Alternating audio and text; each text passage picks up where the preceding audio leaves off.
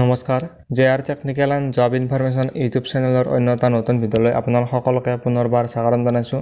আজি এটা আকৌ আপোনালোকৰ মাজলৈ ইম্পৰ্টেণ্ট ভিডিঅ' লৈ আহিছোঁ। এটা ইম্পৰ্টেণ্ট আপোনালোকক আজি ভিডিঅ'টো দিবলৈ চেষ্টা কৰিম। যেহেতু আপোনালোকে নিশ্চয় গম পাইছে যে ITI যেহেতু আপোনালোকৰ ৰেংক লিষ্ট আজি ওলাব, অৰ্থাৎ আজি হৈছে 19 আগষ্ট। তো আপোনালোকে যদি আপোনালোকে মোৰ আগৰ ভিডিঅ'টো চোৱা নাই, তাত আপোনালোকক গোটেইবিলাক ডিটেইলছত দিয়া আছে। কেতিয়া আপোনালোকৰ ৰেংক লিষ্ট ওলাব, আপোনালোকৰ কাউন্সেলিং কেতিয়া হ'ব, পিছত আপোনালোকে এডমিশ্যন কেনেদৰে ল'ব পাৰিব, সকলোবিলাক তথ্য আপোনালোকক সেই আগৰ ভিডিঅ'টোত দিয়া আছে। সেই ভিডিঅ'টোৰ লিংক ডেছক্ৰিপশ্যন বক্সত দিয়া আছে, আপোনালোকে ভিডিঅ'টো গৈ চাব পাৰিব। তো আজিৰ ভিডিঅ'টোত আপোনালোকৰ টপিকটো হৈছে যে আপোনালোকে যেতিয়া ৰেংক লিষ্ট চাব বা আপোনালোকে যেতিয়া কাউন্সেলিং কৰিবলৈ যাব, তেতিয়া আপোনালোকৰ যিটো প্ৰফাইল আছে, আপোনালোকে প্ৰফাইলটো অপেন কৰিব লাগিব। আৰু প্ৰফাইলটো অপেন কৰিবলৈ হ'লে আপোনালোকৰ যেহেতু আপোনালোকে প্ৰথমতে ৱেবছাইটটোত গৈ আপোনালোকে লগইন কৰিব লাগিব, কিন্তু লগইন কৰাতে আপোনালোকৰ এপ্লিকেশ্যন নাম্বাৰ, আপোনালোকৰ পাছৱাৰ্ড বিচাৰিব। যদি আপোনালোকে এপ্লিকেশ্যন নাম্বাৰ বা আপোনালোকে পাছৱাৰ্ডটো পাহৰি যায়, তো আপোনালোকে কেনেদৰে আপোনালোকৰ প্ৰফাইলটো লগইন কৰিব, তো আপোনালোকক সবিশেষ আজিৰ ভিডিঅ'তে আপোনালোকক ষ্টেপ বাই ষ্টেপ দেখুৱাই দিম। আপোনালোকে কেৱল ভিডিঅ'টো শেষলৈ চাই থাকিব।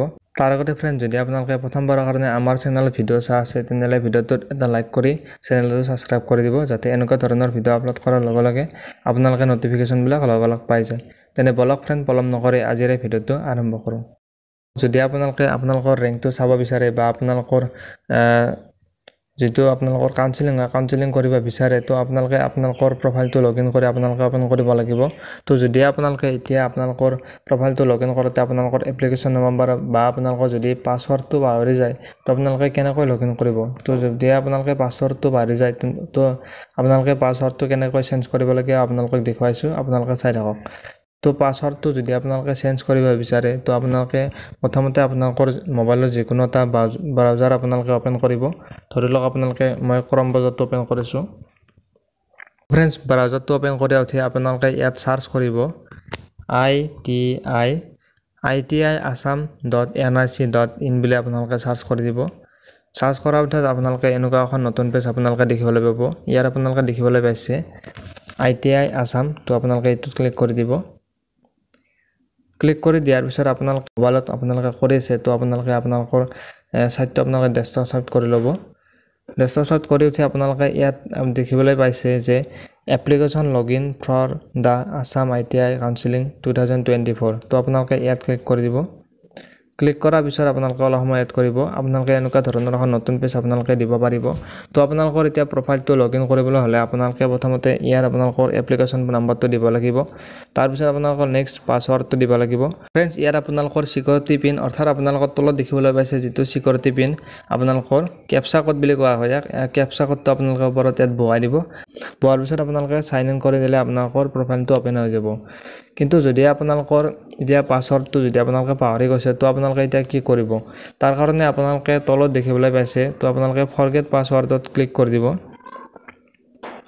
ক্লিক কৰাৰ পিছত আপোনালোকে এনেকুৱা এখন নতুন পেজ আপোনালোকে দেখিবলৈ পাব। এতিয়া আপোনালোকৰ পাছৱাৰ্ডটো ফৰগেট কৰিবলৈ হ'লে ফ্ৰেণ্ড, যদি আপোনালোকে আপোনালোকৰ পাছৱাৰ্ডটো যদি আপোনালোকে SMS-ৰ জৰিয়তে পাব বিচাৰে, টেক্সট মেছেজৰ জৰিয়তে, তো আপোনালোকে ফাৰ্ষ্ট অপশ্যনটোত আপোনালোকে ক্লিক কৰি দিব। আৰু যদি আপোনালোকে ইমেইলৰ থ্ৰুদি আপোনালোকে পাছৱাৰ্ডটো পাব বিচাৰে, তো আপোনালোকে ছেকেণ্ড অপশ্যনটো ক্লিক কৰি দিব। তো আপোনালোকে মই SMS-ৰ OTP জৰিয়তে আপোনালোকে ক্লিক কৰি দিছোঁ। তাৰপিছত আপোনালোকে কণ্টিনিউ কৰি দিব। কণ্টিনিউ কৰাৰ পিছত আপোনালোকৰ ইয়াত দেখিবলৈ পাইছে এপ্লিকেশ্যন নাম্বাৰ। তো আপোনালোকৰ যেতিয়া এপ্লাই কৰিছে, তো আপোনালোকৰ একনলেজমেণ্টখনত আপোনালোকৰ এপ্লিকেশ্যন নাম্বাৰটো আছে। তো আপোনালোকে ইয়াত এপ্লিকেশ্যন নাম্বাৰটো বহাই দিব। তাৰপিছত আপোনালোকৰ ইয়াত ডেট অফ বাৰ্থটো আপোনালোকে বহাই দিব। ইয়াত কেপচা কোডটো আপোনালোকে ইয়াত বহুৱাই দিব। তাৰপিছত আপোনালোকে ছাবমিট কৰি দিব।